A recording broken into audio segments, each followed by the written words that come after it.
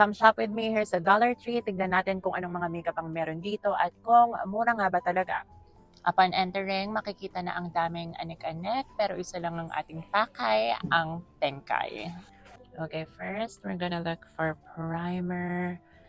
Here for $1.50, so mga 70 pesos, meron na silang hydrating primer serum.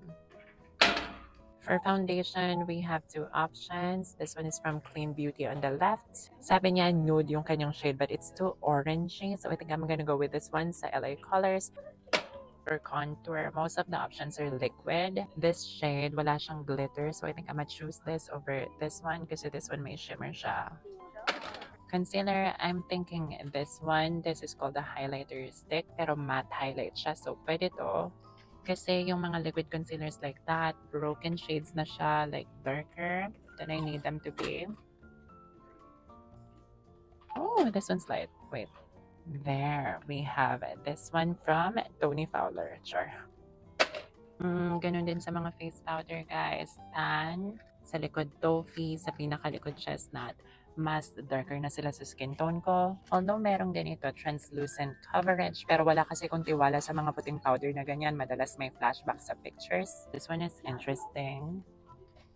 $1.25 from LA Colors. Sabi niya meron siyang cream at powder. So we could layer this down for more coverage. I don't know how, but I would like to try. For the eyebrows, we can be adventurous. Meron silang lamination brow gel. Parang wala siyang shade. Talagang inaangat lang daw niya yung mga buhok ng kilay. I would like to try this. And just to be sure, kuha na rin tayo ng isang brow pencil. For eyeshadow, I'm thinking of this one. Yan, ang tawag sa kanya ay Total Face Palette, meaning we can use the brown for contour as well. Kaso sis, bukas na siya. Kuha tayong mas magandang stock. Okay, this one, mas malinis. But, nakita ko rin to kanina. Meron siyang tatlong shades ng glitter or shimmer eyeshadow. Liquid eyeliner, meron silang colorful na blue, but of course, we're gonna play it safe. Kasi hindi ko naman magagamit talaga yan. Let's try the black.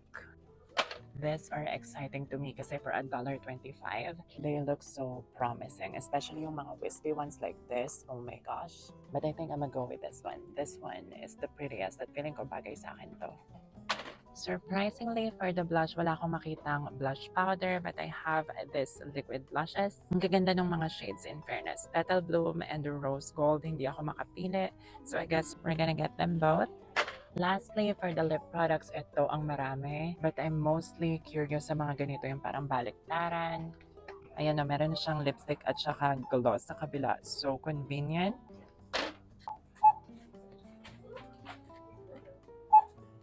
So I'm finally home and I have secured the bag. And by the way, hindi ko pala nasama sa video, but as a shopaholic, kumuha pa ako ng lip oil, ng isa pang klaseng primer, and 3 lip products na super cute, super nakakatuwa kasi collaboration with Alice in Wonderland. Once again, $1.25 lang.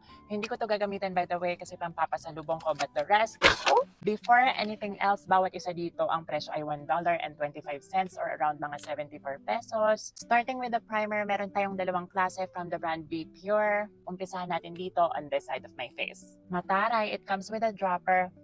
Ang bango, amoy bulaklak.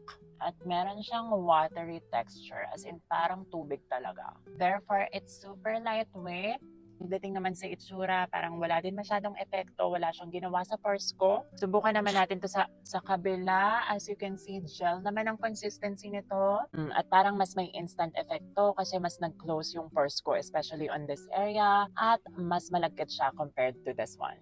Foundation, this is from LA Colors. I got the shade True Beige. Although, according sa packaging niya, meron daw siyang full coverage, but I don't like it. Unang-una, coverage-wise, parang walang nangyari. Isa pang napansin ko, especially on this side, kung saan ginamitan natin ng pink na primer kanina, ayan o, merong isang part na hindi na ma-blend, as in nag-set siya ng hindi maganda at cakey. Sana mabigyan tayo ng coverage ni concealer. Akala ko Tony, pero Ioni pala siya. So, interesting. Tingnan niyo yung spoolie niyo, parang kutsara sa tutuli. Okay, ngayon pa lang, masasabi ko na mas maganda yung coverage nitong Ioni Concealer compared sa foundation ni LA Colors. Liquid bronzer, this is in the shade Bronze Kiss. Very rare beauty ang kanyang packaging. At kukuntian ko lang to kasi parang OA siya sa pagka-dark, sis. Okay, so it seems to be blending well. That is good. Oh, ayun lang. Parang kailangan pala mabilis ang pag-blend sa kanya kasi ang bilis niya mag-set, sis.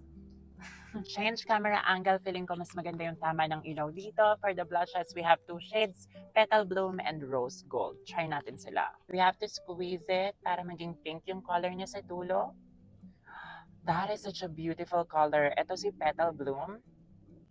Ito naman si Rose Gold. Okay, that is beautiful as well. Let's do Rose Gold. I will just dab it on the side of my face muna. Blend it with my fingers lang. Oh my gosh, the pigment is OA. For $1.25, hindi ko in-expect tong pigment na to, sis. What is happening? For the next product, akala ko face powder to. But actually, yes, meron siyang powder, pero shimmer powder or highlighter pala. Ang nasa taas naman is cream na sinasabing we have to apply it first. Tapos papatungan natin itong shimmer powder. Let's see. Oh, once again, cream. And then, powder. Eyebrows, meron tayong two products. Itong pencil tsaka si lamination kit. Unahin natin si pencil. Just to add color, especially on the outer parts. Parang basic eyebrow pencil lang naman siya. Maraming ganito sa Pinas. As for this one, clear lang daw siya with a spoolie wand. But according sa instruction, i-brush daw muna pataas yung kilay. So, yan yung gagawin natin. Then, we apply it with a spoolie. Okay, I could see na effective naman siya. Nabibigyan na ng lamination effect yung aking brows, meaning napapatayo at nadidikit niya sa skin yung mga buhok, yung mga hibla. Yun nga lang, you have to be careful kasi pag naparami ka, ayan o, pwedeng magkaroon ng mga puti-puti sa face. Minsan masarap yun, charot. Eyeshadow, I will just use this palette, especially the brown one all over my eyelids. It's not the most pigmented eyeshadow in the world. I mean, nakailang patong na ako. Sobrang dark pa rin niya sa pan as compared sa kanyang payoff. And then, meron tayong ganito. Sabi niya, 3-in-1. Ang galing, nakakatuwa. Every layer, iba yung kulay. Tapos, merong separate applicators for each. I wanna be risky and put this black shimmer. Bahala na kung pagsisisihan natin to. Okay, hindi siya itim na itim as how I would want it to be. It's more bluish gray. Pero ang maganda dito, it works kasi ang bilis niya matuyo, sis. And it's not cakey, hindi siya naging weird together with the powder eyeshadow na ginamit natin kanina. As per the eyeliner, wala akong masabi. It's close to perfect. Itim na itim, ang bilis matuyo. In short, sobrang daling gamitin.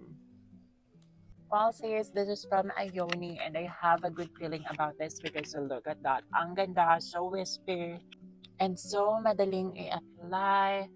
That looks so good. Last but not the least, ito yung ating lip product from LA Colors. May lipstick siya sa taas at lip gloss sa ilalim. Smells like chewing gum. As in, ang sarap niyang kagatin. I don't know how to feel about this color. It's giving Nicki Minaj. But let's see with the gloss, baka sakaling kumalma siya. Okay, so here is the final look. All in all, sa halagang 74 pesos each for all the makeup that we used, hindi na masama. Masama lang talaga yung shade ng lipstick na nakuha natin. But my favorite parts are the brow laminator, definitely the eyeliner, the lashes, and the blush. Those are key products na feeling ko babalikan ko, I will hoard at isasama ko pa uwi ng Pilipinas.